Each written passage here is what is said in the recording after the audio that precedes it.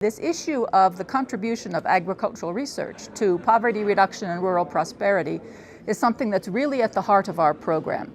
One of the things that I've been really pleased about in this presentation, this set of discussions over the last few days, is that we've been encouraged to move away from a very simplistic understanding that agricultural research is good for poverty reduction, so everybody should have some of it.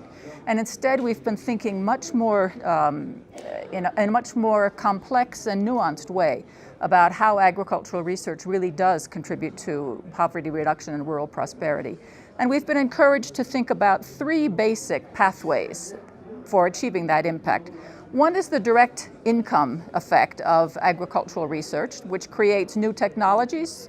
Producers adopt those technologies, they get better income because they sell increased amounts of output, and they use their incomes to improve the welfare of their families, and many of them will move out of poverty. That's a very direct pathway. But there are also, one of the things that we've talked about in this session is that there are indirect pathways or economy-wide effects. And it's been very good that we have had a lot of attention to understanding what those are. And those are the ways that rural areas are transformed by these income effects of agricultural research generating new technologies. And that comes through expansion of agricultural production that creates jobs on farms. It raises wages so that people who are earning their living by working for wages, they have a better opportunity to earn incomes.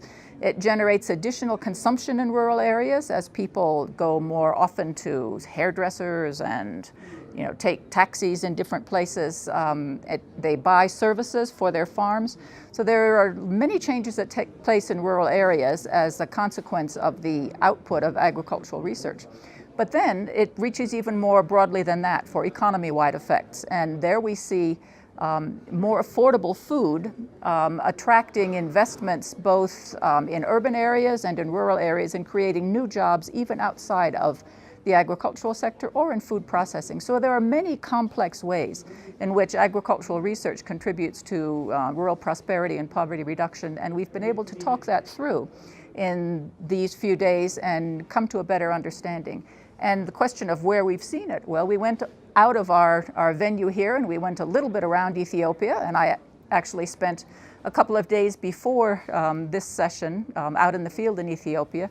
And this is a very good example of where we have seen over the last decade very significant increase in agricultural research, in agricultural technology and productivity, and how that has really contributed to aggregate growth and to reduction of rural poverty and to increased prosperity. So I think all of the things that we talked about, we were able to see in practice in Ethiopia. Of course, they look different in different contexts. We also discussed that. But we really had an opportunity to see that both in our discussions about different regions and in how things have been playing out over the past decade in Ethiopia.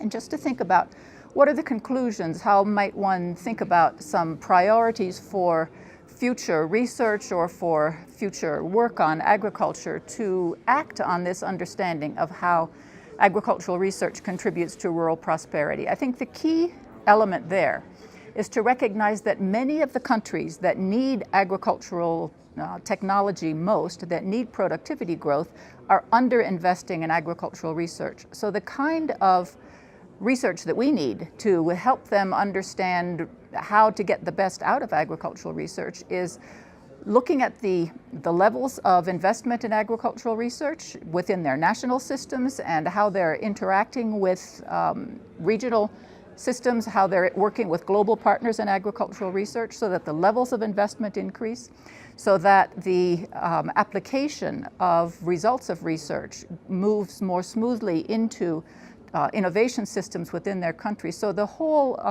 complex of investment and returns to investment in agricultural research becomes very, very important now that we have this confirmed understanding of how agricultural research works.